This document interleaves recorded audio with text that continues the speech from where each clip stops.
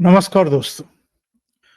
इधर अरविंद केजरीवाल और उनकी सरकार की मंत्री जिनके पास सतर्कता विभाग है, आतिशी मार लेना, इनका चीफ सेक्रेटरी के प्रति कुछ ज्यादा ही प्यार दिखाई दे रहा है, प्यार उमड़ रहा है।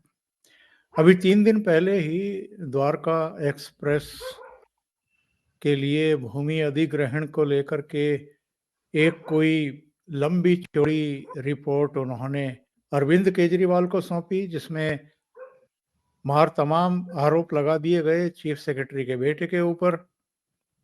अब ये चीफ सेक्रेटरी कब बने हैं, इनके बेटे का उस पूरे जमीन अधिग्रहण मामले से का लेना देना है, ये सब चीजें भी अगर भूल जाएं या उनको अनदेखा करें तो भी इतने समय बाद अचानक इनकी ये तंद्रा क्यों भंग हुई है, ये जानने की कोशिश करेंगे।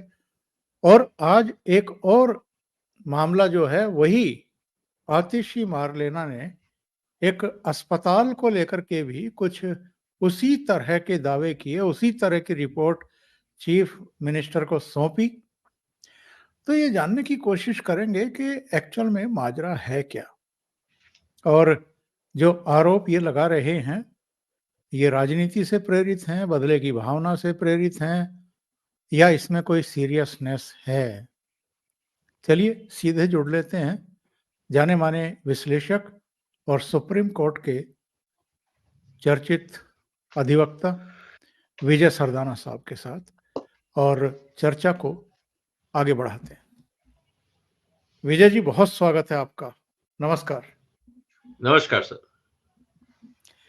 विजय जी, ये अचानक चीफ सेक्रेटरी के प्रति इनका जो ये प्यार उमड़ आया है, इसकी क्या वजह मानते हैं? कहीं इसके पीछे वो शराब घोटाले वाली चीफ सेक्रेटरी की फाइल तो नहीं है, जो उन्होंने सबसे पहले इनका शराब घोटाले का मामला उजागर किया था और जिसकी वजह से इनके 2 करीबी सहयोगी जा चुके हैं अंदर, और अब इनका भी नंबर है, कभी भी बुलावा आ सकता है ईडी की तरफ से और कभी भी इनकी जेल यात्रा शुरू हो सकती है। तो वो मसला है, कुछ और मसला है? ओंकार जी, सबसे पहले आपको सभी दर्शकों को मेरा प्रणाम। जी नमस्कार।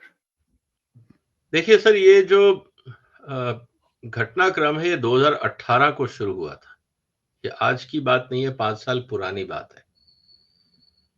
और तब से लेकर अभी तक केजरीवाल साहब को ये समझ में नहीं आया कि वहां घपला हुआ है। शायद ये खुद ही अपने घपलों में इतने बिजी थे कि इनको बाकी कुछ समझ में नहीं आया। अब कुल मिला के बात ऐसी है सर, जो इसकी भूमिका वो ये है कि चीफ सेक्रेटरी साहब का टेन्योर हो रहा है पूरा। मेरे ख्याल से नवंबर एंड में उनका टेन्योर पूरा हो रहा है। और क्योंकि जिस तरह से अभी सारी कार्रवाइयां चल रही हैं राज्य सरकार में, इतनी सारी इन्वेस्टिगेशंस चल रही हैं, और अभी भी मुद्दा जो है वो सुप्रीम कोर्ट में इन्होंने अपील कर रखी है कि ये अपॉइंटमेंट पोस्टिंग किसकी होगी वगैरह वगैरह। तो इनको, केजरीवाल साहब को ये लगता है कि कहीं केंद्र सरकार या एलजी के रिकमेंडेशन पे केंद्र सरकार कहीं चीफ सेक्रेटरी की जो पोस्टिंग है या जो उनकी जिसको कहते हैं कि टेन्योर है उसको एक्सटेंड ना कर दे। क्योंकि कानून के हिसाब से चीफ सेक्रेटरी अपॉइंटमेंट करने का अधिकार केंद्र सरकार को है, क्योंकि दिल्ली एक, जिसे हम कह सकते हैं कि फुल स्टेट नहीं है, यूनियन टेरिटरी है। तो एक हाइब्रिड मॉडल है दिल्ली का, और उसकी कंट्रोल क्योंकि केंद्र सरकार को अपने पास रखनी है, तो चीफ सेक्रेटरी को अपॉइंट करने का पूरा अधिकार केंद्र सरकार के पास है। अब सवाल इस बात को लेके आता है कि मान लीजिए कि चीफ सेक्रेटरी साहब रिटायर हो जाते हैं अपने टेन्योर खत्म होने पे, तो नया जो चीफ सेक्रेटरी आएगा वो भी तो मोदी सरकार ही अपॉइंट करेगी। तो केजरीवाल साहब को तो ये पता है कि इनके हाथ में कुछ नहीं है, लेकिन ये एक बदला है कि भाई तुमने मुझे तंग किया, मेरे मंत्रियों को जेल भिजवाया, अब मैं तुम्हें कुर्सी पे नहीं रहने दूंगा। मेरी शीश महल की फाइल तुमने खुलवाई, मेरे को परेशान होना पड़ रहा है, ये दारू की फाइलें खुल गई हैं, चोरी की फाइलें खुल गई हैं, डीटीसी की खुल गई हैं, करीब 30-35 छोटे बड़ी इंक्वायरियां चल रही हैं। और दिल्ली सरकार में सर्वोच्च अधिकारी होता है चीफ सेक्रेटरी, और बगैर उसकी इजाजत या परमिशन के कोई इंक्वायरी नहीं होती है, क्योंकि आफ्टर ऑल कहीं से तो कंसेंट लेना पड़ेगा। तो केजरीवाल साहब को तो ये पता है कि जब तक ये चीफ सेक्रेटरी रहेंगे वो कुछ नहीं कर पाएंगे। जितनी उनकी इंक्वायरीज अभी हो रही हैं वो सीधी लॉजिकल कंक्लूजन पे जाएंगी, और उसमें कईयों को जेल हुई है, कईयों और का नंबर है। अब केजरीवाल साहब सोच रहे हैं कि उनका नंबर कब आएगा, ये वो जानते हैं या सीबीआई जानती है या ईडी जानती है। अब सवाल इस बात का है कि ये मसला है क्या, जो आपने सवाल पूछा। जी हाँ, जी हाँ। तो सर मसला है एक 19 एकड़ जमीन के टुकड़े को लेकर,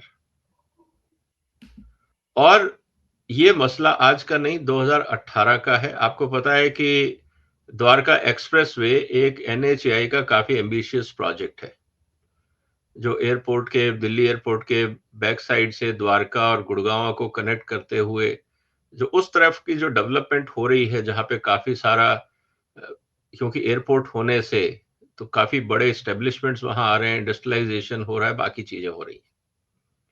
तो वहां पे ट्रैफिक जैम को एड्रेस करने के लिए, क्योंकि एयरपोर्ट के आसपास काफी ट्रैफिक जैम रहता है, हम सबको पता है कि वो एयरपोर्ट आप चले जाएं तो मतलब दिल्ली गुड़गांव के बीच में अगर सबसे ज्यादा कहीं ट्रैफिक जैम होता है तो वो आपका एयरपोर्ट के आसपास का एरिया सबसे ज्यादा जैम होता है। तो उसको डीकंजेशन करने के लिए द्वारका एक्सप्रेसवे की प्लानिंग की गई उसके आसपास, क्योंकि इतना बड़ा डेवलपमेंट प्रोजेक्ट हो रहा है तो आसपास की जमीनों के अंदर भी काफी सारे काम होंगे, और एनएचएआई को भी और जमीन चाहिए होगी एक्सपेंशन के लिए वगैरह वगैरह। तो 2018 में एनएचएआई ने ये जमीन खरीदी करीब 19 एकड़। जी। और उस समय इस जमीन की जो कीमत लगाई गई थी वो लगाई गई थी 41.52 करोड़।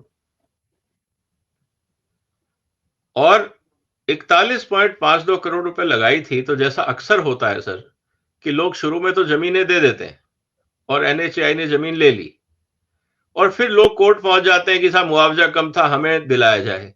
यमुना एक्सप्रेसवे के समय भी यही हुआ, बाकी जगह भी यही हुआ। थैंकफुली दिल्ली मेट्रो जब बन रहा था तो कानून में लिख दिया गया था कि जो जमीन की कीमत तय की जाएगी उसके आगे कोई एस्केलेशन नहीं होगा, कोई प्रोटेस्ट नहीं होगा, कोई झगड़ा कोर्ट में नहीं जाएगा, नहीं तो मेट्रो बन ही नहीं पाती, जिस तरह से हमारे यहाँ पे लोगों ने तमाशे करने की आदत बना रखी है। तो कुछ लोगों ने कहा नहीं जी, जमीन का मुआवजा कम है, हमें बढ़ना चाहिए, इसको बढ़ाना चाहिए। एनएचएआई ने कहा कि जब जो मार्केट रेट के हिसाब से जो सही बनता था वो हमने दिया। जी। ये जो एलोकेशन हुआ था ये एडिशनल डीएम जो एरिया के थे उनके अधिकार क्षेत्र में आता है। उन्होंने 41.52 करोड़ की ये जमीन दे दी। अपील के लिए गए। जब ये अपील के लिए मुद्दा गया तो जो अभी जिस झगड़े की बात हो रही है, जिस डीएम के कारण, उससे पहले वहां 3 डीएम और आए थे। इस बात को हमें समझना होगा। फरवरी 2019 से लेकर जून 2022 इस बीच 3 डीएम और आए थे उस एरिया में। डीएम का रोल इसलिए इंपॉर्टेंट है कि अगर किसी भी तरह का डिस्प्यूट होता है तो डीएम जो है वो आर्बिट्रेटर का काम करता है। तीनों डीएम ने कहा कि नहीं, जो मुआवजा दिया गया है 41.52 करोड़ रुपए वो ठीक है, उसमें कोई गड़बड़ नहीं। लेकिन लोग प्रोटेस्ट करते रहे। फिर एक डीएम आए, हेमंत कुमार, और ये आए और इन्होंने उस मुआवजे को 41.52 करोड़ से बढ़ाकर 353.79 करोड़ कर दिया। और एनएचएआई ने प्रोटेस्ट किया कि ये क्या तरीका है, ये पैसा किस बात का, क्योंकि देना तो एनएचएआई को था और केजरीवाल की जेब से कुछ नहीं जाता, डीएम की जेब से कुछ नहीं जाता, क्योंकि देना तो जिसने जमीन ली है उसको है। उन्होंने इस जो आर्बिट्रेशन जो डिसीजन था इसको कोर्ट में चैलेंज कर दिया और ये मुद्दा चला गया कोर्ट में। सीएस ने ऑफिशियल मीटिंग में बुला के इस बात को कहा कि आप इस तरह के डिसीजन क्यों ले रहे हैं, आप एज पर प्रोसीजर जाइए, इस तरह की प्रॉब्लम्स मत क्रिएट करिए डेवलपमेंट वर्क में। डीएम ने सीएस की बात को नहीं माना क्योंकि शायद चीफ मिनिस्टर के लोग होंगे, क्योंकि यहां भी वो घपला हो सकता है कि जो 42-41 करोड़ की जगह 553 करोड़ रुपए अगर मुआवजा मिलेगा तो शायद आम आदमी पार्टी को भी 100 करोड़ का चंदा मिल सकता होगा। आप इसका दूसरा बिल्कुल एंगल ये भी देखिए। तो ये भी सही। केजरीवाल ने कोई साठ-बाट की होगी उन जमीन वालों से कि नहीं तुम करो और मैं डीएम को बोलूंगा ये दिएगा और एनएचआई से हम पैसा दिलवाएंगे, फिर बांट लेंगे आधा-आधा, क्या दिक्कत है? हम तो आधा-आधा का फॉर्मूला 50-50 तो हम बनाने के लिए सरकार आए थे। तो इन्होंने ये किया होगा, ये तो अब सीबीआई और मीनवाइल चीफ सेक्रेटरी ने इस डीएम को वहां से हटाया, केस को होम मिनिस्ट्री भेजा कि इसके खिलाफ इंक्वायरी होनी चाहिए कि ये क्यों ऐसा कर रहा है।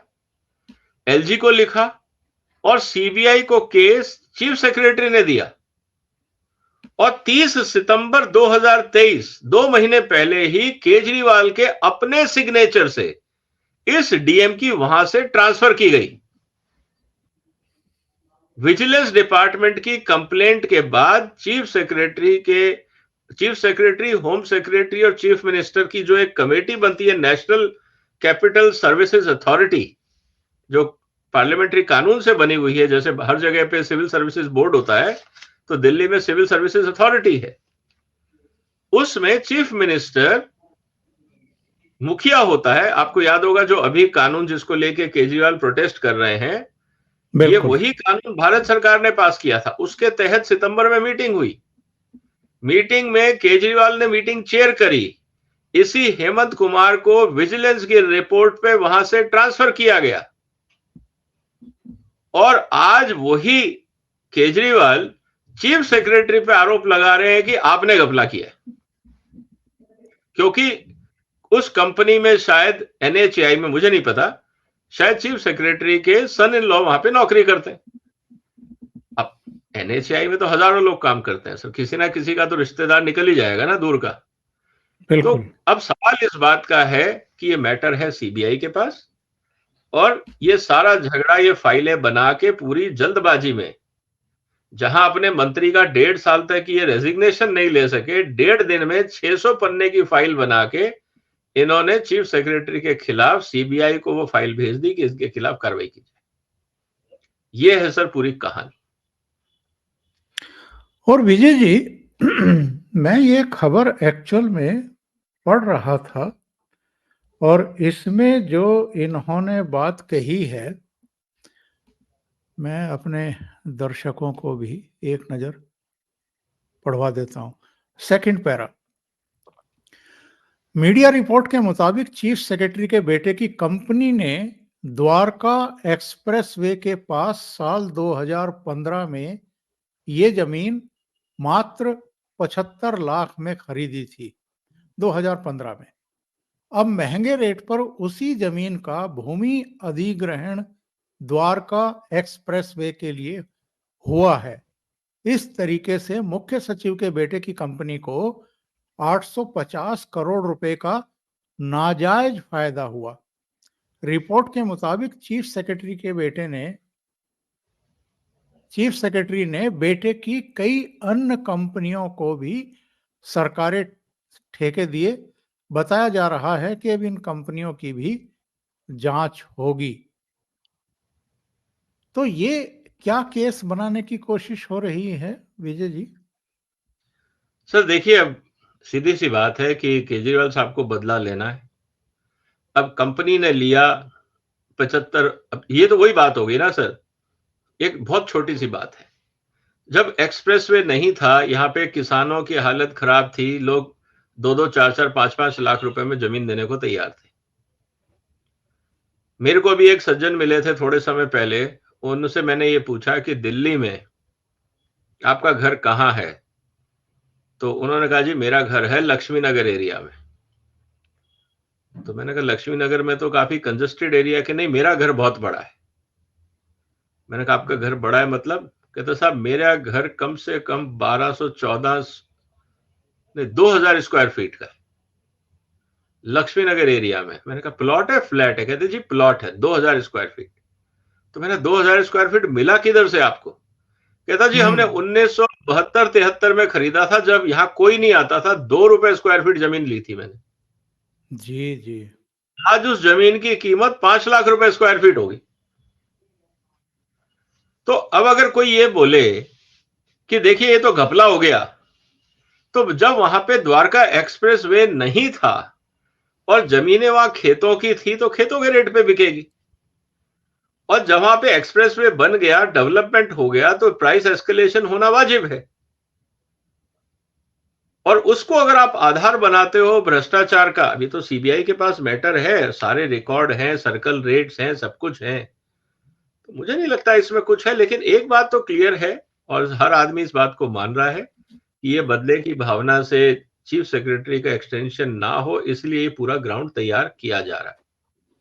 लेकिन जिस तरह से ब्यूरोक्रेसी चीफ सेक्रेटरी के साथ खड़ी है, मुझे नहीं लगता कि केजरीवाल साहब को कोई बहुत ज्यादा, ठीक है शोर मचाना, कागज बनाना, मंत्री से फाइल लगवाना, सब करना ठीक है, लेकिन अल्टीमेटली सरकार तो ब्यूरोक्रेसी चलाती है। और जब ब्यूरोक्रेसी ये बोल रही है कि वही घपला नहीं हुआ है, सारे कागज ऑन, मतलब जितने डिसीजन है ऑन पेपर हैं, तो वो तो सीबीआई के पास जाएगा ही जाएगा। हाँ, ब्यूरोक्रेसी में कुछ लोग जरूर होंगे जो चाहेंगे कि चीफ सेक्रेटरी को एक्सटेंशन ना मिले, क्योंकि इससे उनके चांसेस चीफ सेक्रेटरी बनने के और उनकी प्रमोशन होने के चांसेस बढ़ जाते हैं। तो एक इंटरनल कॉम्पिटिटिव राइवलरी हो सकती है, लेकिन केजरीवाल साहब के कथन में या उनके स्टेटमेंट में अब जो तथ्य हैं, वो तो अब सीबीआई के पास इंक्वायरी जा रही है, तो वो तो आने वाले दिनों में पता लगेगा कि सच्चाई क्या है। बिल्कुल सही है, और ऐसे समय पर इस तरह के अधिकारी ही अंदर की खबरें निकाल-निकाल करके किसी को देते हैं ताकि चीज़ों को गरमाया जा सके। जो आप कह रहे थे अभी कि ये लोग नरेश कुमार के पीछे पड़ गए हैं, इसका एक और जीता जागता सबूत है, ये जो अस्पताल वाला मामला है। अस्पताल को लेकर के भी आतिशी मारलेना ने एक रिपोर्ट सौंपी है और कहा इसमें भी मतलब इनके इनके बेटे को घसीटने की कोशिश की गई है। आज की ही ये खबर है और इसका शीर्षक दिया गया है, अब अस्पताल घोटाले में मुख्य सचिव का नाम, बेटे को पहुंचाया करोड़ों का फायदा। आतिशी ने केजरीवाल को सौंपी रिपोर्ट। यानी 4 दिन के भीतर आतिशी आजकल बहुत मेहनत कर रही हैं, इसका मतलब पहले द्वारका एक्सप्रेस से रिलेटेड रिपोर्ट सौंप रही हैं, अब किसी अस्पताल घोटाला नाम दिया जा रहा है कि साहब ये जो है पढ़ लेते हैं। दिल्ली सरकार ने मुख्य सचिव नरेश कुमार पर अस्पताल घोटाला करने का आरोप लगाया है। सरकार से जुड़े सूत्रों ने बताया कि बेटे की एक और कंपनी को दिल्ली सरकार के आईएलबीएस अस्पताल से बिना टेंडर एआई सॉफ्टवेयर बनाने का काम दिलवाया, जिससे उन्हें सैकड़ों करोड़ों का मुनाफा पहुंचाया गया। नरेश कुमार के बेटे की कंपनी सिर्फ 7 महीने पहले बनी है, उसे एआई सॉफ्टवेयर बनाने का कोई अनुभव नहीं है। नरेश कुमार आईएलबीएस अस्पताल के चेयरमैन हैं, अब चीफ सेक्रेटरी है, तो ऐसे बहुत सारे दिल्ली सरकार के जो अस्पताल हैं उनमें वो चेयरमैन होंगे। विजिलेंस मंत्री आतिशी ने केजरीवाल को अस्पताल घोटाले की विस्तृत रिपोर्ट सौंपी है, इससे पहले दिल्ली सरकार, वही द्वारका एक्सप्रेस वाले।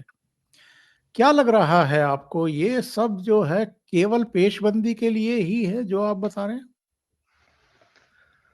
सर, अब अगर हॉस्पिटल घोटाला हुआ तो हॉस्पिटल मंत्री कौन था? बगैर मंत्री के कागज के साइन तो आगे नहीं बढ़ता ना सर। सवाल ये है, या तो केजरीवाल साहब कहते हैं कि इनके मंत्रियों को कुछ नहीं पता था डिपार्टमेंट में क्या हो रहा है, इनके हेल्थ मिनिस्टर नकारा थे, नालायक थे, उनको कुछ पता ही नहीं हो रहा था डिपार्टमेंट में क्या चल रहा है।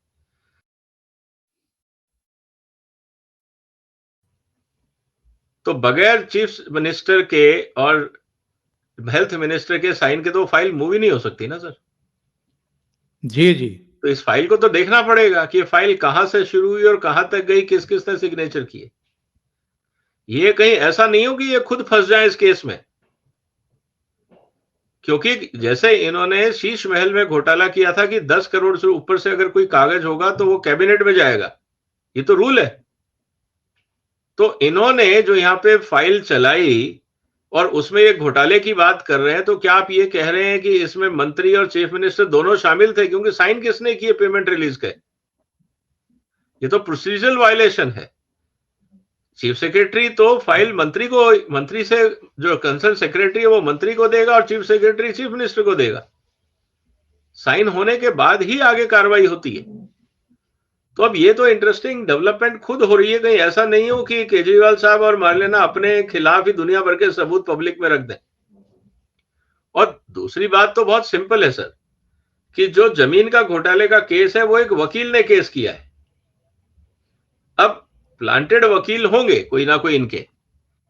अब सीधी सी बात है कि सीबीआई को उस वकील को बुला के सबसे पहले पूछताछ करनी चाहिए कि भाई तुम्हें अचानक कैसे याद आया, और उसके सारे कॉल डिटेल खंगालने चाहिए।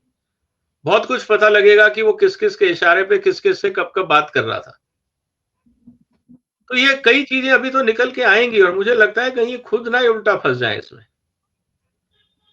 क्योंकि इन्वेस्टिगेशन जब होगा तो प्रोसीजर से होगा, और उसमें मंत्री का रोल, इनके अधिकारियों का रोल, जूनियर ऑफिसर्स का रोल, सीनियर ऑफिसर्स का रोल। जैसे लीकर घोटाले में एक एक करके परतें खुली हैं, अब ये सारी की सारी परतें, अगर ब्यूरोक्रेसी इनके तो वैसे ही इनसे दुखी है, और ब्यूरोक्रेसी ने अगर फाइल बना के सीबीआई को दे दी कि देखिए ये मंत्री का ये रोल था और इसको बुला के मंत्री ने ये कहा था और ये फाइल पे लिखा हुआ है, ये तो फंस जाएंगे। तो अब तो ये देखना है सर कि आने वाले समय में सीबीआई का इन्वेस्टिगेशन कैसे जाता है।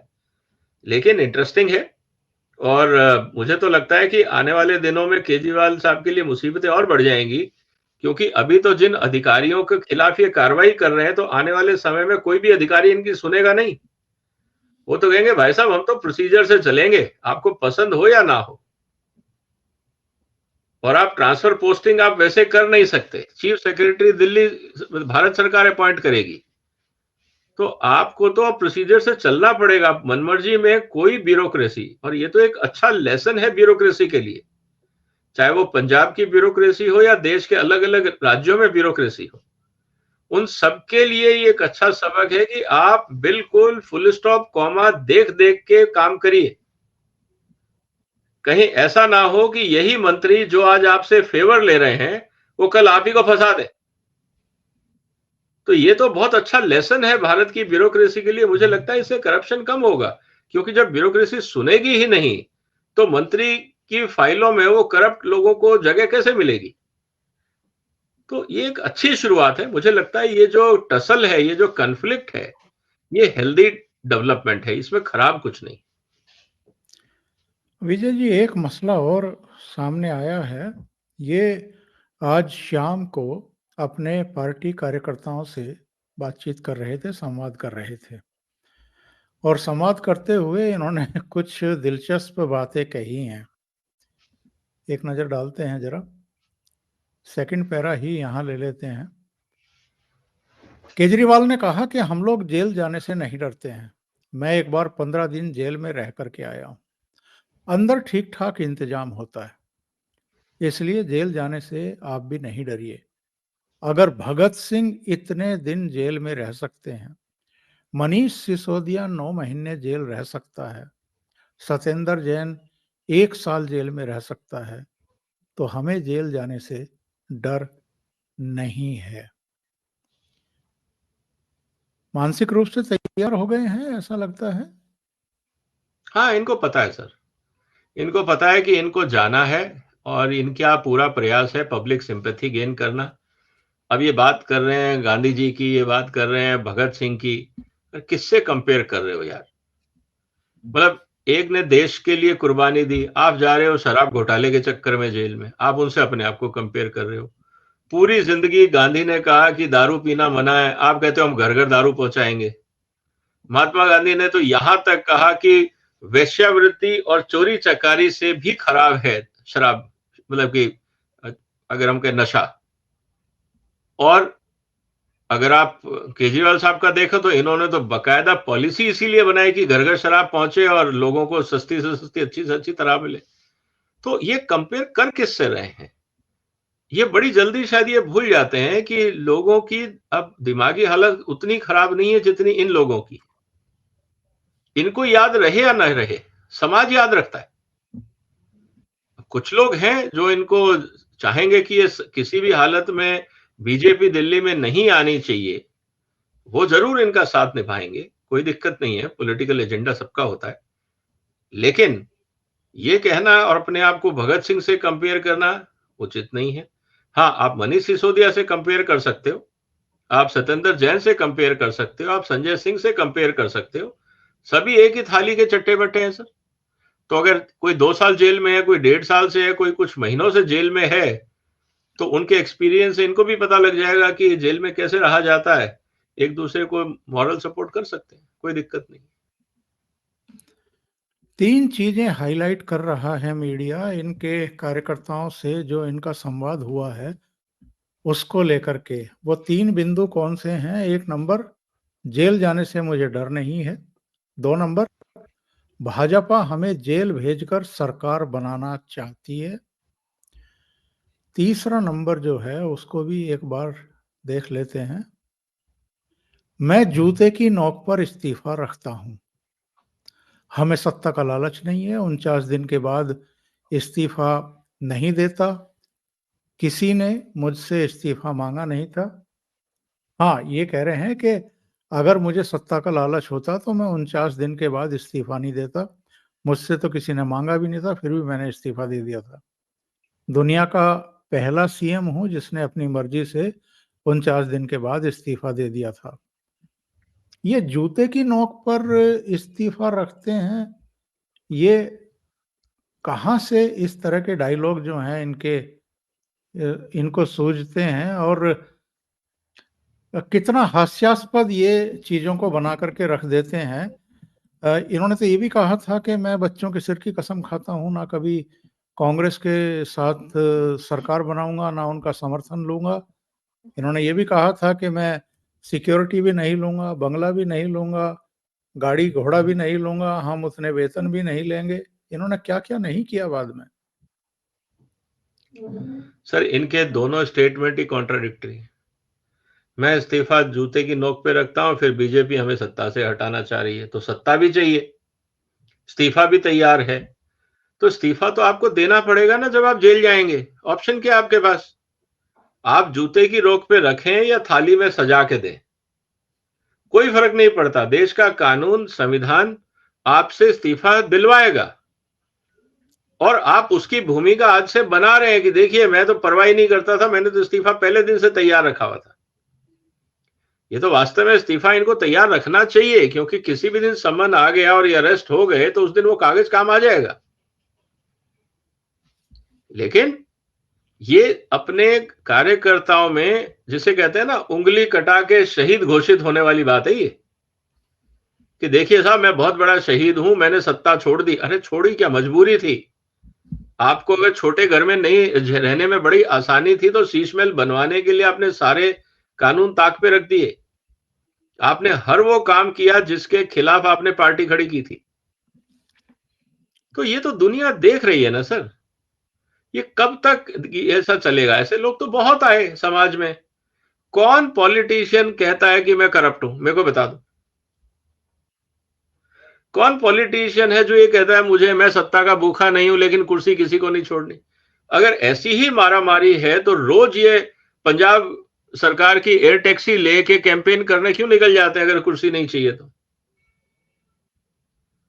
तो सवाल इस बात का है कि आप जनसेवा करिए ना, किसने मना किया आपको? आप दिल्ली की ही सेवा करते। आप हॉस्पिटल हॉस्पिटल की बात कर रहे हैं। कल ही केजरीवाल ने खुद ही ट्वीट किया है, जब किसी ने कहा था गुरु तेग बहादुर हॉस्पिटल के अंदर टॉयलेट ओवरफ्लो हो रहे हैं, गंद मचा हुआ है, सफाई नहीं हो रही है, तो कहते हैं मैं किसी को भेजता हूं। तो इनका सिस्टम क्या काम कर रहा है? इनका हेल्थ मिनिस्टर क्या कर रहा है?